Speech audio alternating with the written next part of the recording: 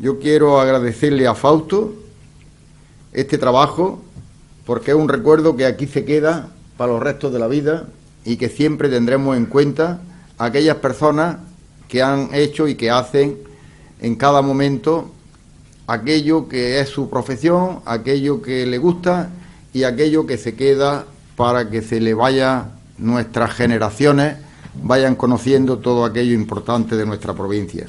Tenemos que sentirnos orgullosos de tanta y tanta gente que la historia cada día nos va demostrando que tenemos grandes profesiones, que tenemos magníficos artistas. Hoy estamos ante la presentación de una gran obra, primero por el trabajo del autor, por supuesto, pero segundo también por el rigor que desde el Instituto de Estudios Almerienses y el cariño que se le pone a cada uno de los trabajos. Un trabajo perfectamente maquetado y que ha quedado precioso para disfrute de los almerienses. Ese es el sentido del instituto y por eso, a través de él, pretendemos seguir impulsando el talento, el conocimiento y la puesta en valor de la cultura almeriense.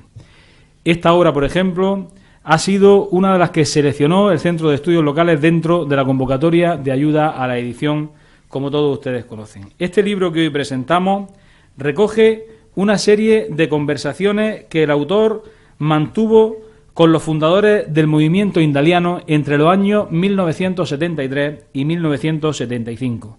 Es un tipo de encuesta de 50 preguntas, algunas de ellas capciosas, de orden personal e indaliana, para que cada autor dibujase una especie de autobiografía, con la chanca como paisaje y elemento común, juicio sobre cada uno de sus compañeros y su integración en el indalismo como escuela común. Gracias al Instituto de Estudios Almerienses por haber aprobado la publicación de este libro y por la labor editorial que está haciendo. Yo empecé a interesarme por el indalismo cuando, acabada mi carrera en Madrid en el año 67, volví a Almería y me integré en la vida cultural de la ciudad. Vida cultural de la ciudad y casi de la provincia entera, que era exclusivamente la tertulia indaliana. Jesús consiguió hacer que Almería e indalismo fueran términos indisociables. Nadie se sorprendería si Almería en vez de Almería se llamara Indalia. Y tuvo de mágico el que despertó el indalismo, él, Celia, todas las tertulias aquellas fundacionales, unas inquietudes culturales y una inquietud colectiva por el arte y casi por el desarrollo de Almería. Entonces yo por eso dije, bueno, ¿esto qué diablo es? Y tenía la inmensa fortuna de ser muy amigo ya de Jesús de Perceval. Luego también se habla del emblema, la esencia, la evolución, la filosofía indaliana, que era exclusivamente percevaliana, claro. Aforismos indalianos, ideas preponderantes, indálicas indalianos, manifiestos indalianos. La fundación, fundadores, origen, influencia recíproca de y en Almería, literatura indaliana, mitificación, nacimiento, nombre, es decir, origen y bautizo de por qué indaliano, personalidad, poesía indaliana, relación con Almería, sucesores, vigencia y evolución. Y luego hay muchas más cosas interesantes, porque aunque hubiera estas preguntas iniciales, como he dicho, tenía la suerte de ser amigos, entonces eran unas conversaciones fluidas, desquiciadas, no íbamos por donde fuera y tal, ¿no? Y es que era como la cereza, una cosa sacaba otra. Y yo digo que tengo mucha confianza, y por ejemplo de Paco Capulino y de Jesús de Perceval yo era abogado, y en el caso de Jesús tuve algunas anécdotas maravillosas, como algún juicio maravilloso, un juicio de falta, como el día en que se empeñó en atropellar a un municipal, porque se había comprado un coche, un 1430, lo tenía aparcado en la acera enfrente de la puerta de Tejido Fadrique, o Don Fadrique, que estaba en la esquina de donde estaba el edificio bonito que es de Correo. Y había un guardia municipal multándolo, y llegó Jesús y le dijo, o se quita usted o lo pillo, porque soy hijo predilecto de Almería y lo menos que tiene derecho un hijo predilecto es aparcar donde quiera. Y entonces el guardia le dijo que no, y dijo, eso quítese usted o lo pillo, y arrancó el coche. Claro, el guardia se quitó. Pero el juicio fue por atentado y por no sé cuántas cosas, tal, ¿no? Pero eran las cosas de Jesús. Bien, y luego hay otras muchas anécdotas, como por ejemplo las noches de los indalos rojos, que fue la noche en que salieron todos los jovencillos con unos cubos llenos de pintura roja y una brocha para pintar todas las casas de Almería con el Indalo, ¿no? Y Jesús decía, no, eso lo hicieron, fue estupendo, porque yo estaba en Madrid cuando llegué a la estación, y al entrar de la estación vi toda Almería pintada de rojo y tal. Y luego todos los demás dicen, mentira, lo organizó Jesús en su casa, ¿no? La salida de los Indalos rojos. Y luego, creo que es interesante, en las notas a pie de página, hablo o hago unas pequeñas biografías de personajes, unos para mí desconocidos y otros que me parecen muy interesantes. Por ejemplo, Celia, Juan Antonio Criado, Federico Castellón, Antonio Manuel Campoy, Pepe Domingo, Markov, Juan Cuadrado, Luis Úbeda, Juan Haro, García de Alhama, Juan Ayala, Pituco, Carmita, Miguel Martínez, José Andrés Díaz, Diego Domínguez y sus hijos Diego y Manuel, Juan Cristóbal, Zuloaga, Juan Márquez, el padre Bartolomé Marín y algunos más. Y luego hablo también, mucho, pero ya me estoy pasando, de pues la vida personal y artística de cada pintor, del cine, el alternativo, que es el que hicimos aquel manifiesto de Almería, del cine comercial, de cómo los indalianos se arrogan el haber descubierto el paisaje de Almería para el cine, lo que yo no acababa de estar muy de acuerdo. La Almería de los años 40, 50, aquella década prodigiosa, es decir, el ambiente cultural, político y social, cómo era el carácter de los almerienses en aquella época. El mercado del arte, porque en Almería se vendía tanta pintura, y entonces procuro mantener la correlación de la peseta a euros, cómo ha ido evolucionando el poder adquisitivo. La chanca agotamos el tema, se habla permanentemente de la chanca, la polémica de quién la descubrió, porque Jesús dice que fue él, Gómez Abad dice que fue él, Cantón también se apuntaba por ahí, luego de las culturas neolíticas, de una referencia a unos cuadros muy concretos, la referencia a tiendas y negocios de Almería, los fuegos de la Roya, las tertulias iniciales de aquí de la Granja Balear, donde se ve todo sobre el Indalo. Es decir, ¿por qué? ¿Quién bautiza al Indalo como Indalo?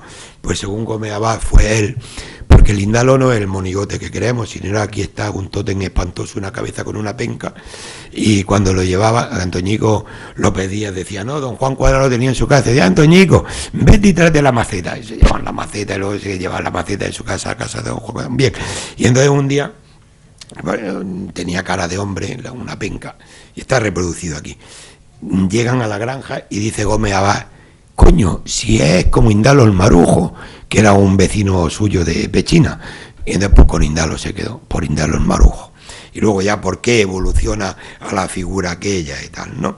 Las influencias personales que hay en cada uno, el Mediterráneo y la Universidad Internacional de la Juventud del Mediterráneo, que fue una idea de Jesús que desarrollamos él, Nazario Yuste y yo, y aquí se reproducen hasta los monos, los dibujos, los esquemas que hizo Jesús y algunas cosas manuscritas suyas. Bueno, pues el sufismo y los filósofos y tal. Y algo que me parece, ya estoy acabando, algo que me parece inédito es el juicio de cada uno de los pintores sobre cada uno de sus compañeros, tanto como persona. Por ejemplo, Capuleto me decía de uno de ellos, no voy a decir cuál, dice, bueno, hubiera sido un magnífico campeón de España de boxeo de los pesos medios. Entonces le gustaba más que como pintor. Y luego también valorando la pintura de cada uno de ellos y tal. Y esto sí les va a interesar a ustedes, a quienes lo ojeen. Les pedí a cada uno de ellos, les decía, oye, ¿me puedes dibujar un Indalo, por favor? Y delante de mí, pues cada uno dibujó un Indalo, que están reproducidos aquí los Indalos. Y yo creo que esos Indalos nos pueden marcar alguna pista para lo que yo llamo la disidencia indaliana. ¿Por qué Gómez Abad lo pinta cojo? ¿Por qué Enrique Suárez lo pinta como un bailador? ¿Por qué para Alcaraz, Cañada y Capuleto es un guerrero, representa un guerrero con el arco en las manos? Para Cantón, Cheque y Gómez Abad, un hombre que lleva el arco iris en las manos. Para Miguel Rueda, un símbolo de unión. Para López Díaz, un hombre danzando la comba. Para Perceval, la divina proporción de la prehistoria. Pero aquí están representados mucho más esquemáticamente.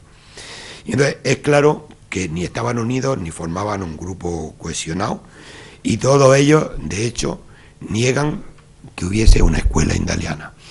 Yo no hago ningún juicio ni saco ninguna conclusión. Eso a cada uno de ustedes, cuando coteje las cosas, podrá sacarlas. Pero esto sí, porque es muy claro. Entonces, Alcaraz dice, nos unía, es decir, todos niegan que hubiera un movimiento uniforme, una escuela. Nos unía la idea. Lo indaliano era un estilo de pensar, si quieres, pero nunca una escuela de pintura. Éramos unos salvajes que buscábamos la luz, un conjunto de artistas almerienses, casi todos muertos de hambre. Capuleto decía, no es una escuela ni nunca lo fue. No pasó de ser una agrupación de pintores unidos en torno a Jesús. Gómez Abad dice, es exclusivamente pictórico, y en el que además cada uno pinta a su manera. López Díaz, lo indaliano no es una escuela, sino un movimiento en el que cada pintor tiene su estilo. Perceval, el movimiento es la síntesis de todas las escuelas. Todo puede resumirse diciendo que es el impulso dado a un pueblo, a unos seres humanos, para que revelen todo lo que sienten y cómo lo sienten, para que adquieran conciencia de ser capaces de enfrentarse con la forma y de sentir de una nueva manera, acorde con la época en que vivimos y con el objeto que vemos. No es más que el impulso y un nuevo enfrentamiento del hombre con la humanidad en el sentido de conseguir humanizarse de nuevo. Miguel Rueda, del grupo, era eso, un grupo, no una escuela. Era un movimiento diverso y disperso en cuanto a tendencia y uniforme solo en cuanto al fin perseguido. Levantar y sobre todo educar a Almería, que es lo que pretendimos en un principio y se consiguió. Y Enrique Suárez dice, estos jovencillos poco a poco fueron acercándose a Jesús, por lo que hay que reconocer que él fue quien creó una escuela de pintura, pero no una escuela en el sentido tradicional, sino en el de conseguir que surgiera, que aflorara la inquietud que cada uno de aquellos jóvenes llevaba dentro. Bien, la idea mía fue publicar, pues se preguntarán, oye, ¿por qué lleva estos 40 y tantos años? La idea mía fue publicarla en 1977, coincidiendo con el 30º aniversario, pero el Instituto de Estudios Almerienses de aquella época rechazó la publicación del libro. Y entonces la retomé en 2015, coincidiendo con el centenario del nacimiento de Jesús de Perceval y de Celia Viñas. Y el Instituto, se lo agradezco mucho, acordó la publicación. Entonces yo creo que va a ser un libro útil. ¿Por qué? Pues porque, a pesar de tener más de 40 años, las entrevistas mantienen todo su valor, porque cuando la hice, los indalianos habían adquirido ya su mayoría de edad, su identidad, e incluso declinaba. Porque la mayoría de ellos, sobre todo los jóvenes, se habían desconectado de Almería, incluso de España. Paco Alcaraz se había ido a París, Capuleto a Venezuela y a Colombia, López Díaz a Brasil, Gómez Abad se había marginado. De manera que yo creo que este núcleo de lo que aquí dijeron es inmutable, el tiempo no lo puede alterar, entre otras cosas muy tristes, porque solo sobrevive Paco Alcaraz, ¿no? Lo que creo que les da a estas confesiones suyas una especie de valor testamentario. Quien quiera saber algo,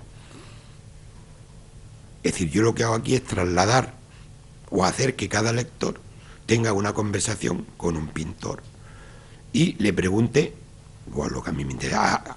Habrá probablemente cuestiones que no se toquen, no sé, pero creo que la esencia del indalismo está aquí expresada en la confianza de estar solos, dos amigos, hablando por cada uno de los autores. Y en ese sentido creo que es un libro de futuro. Y acabo ya. Yo solo he hecho de transcriptor, no hay nada de mi cosecha, salvo las notas de las que ya he hablado algo a pie de página y la introducción.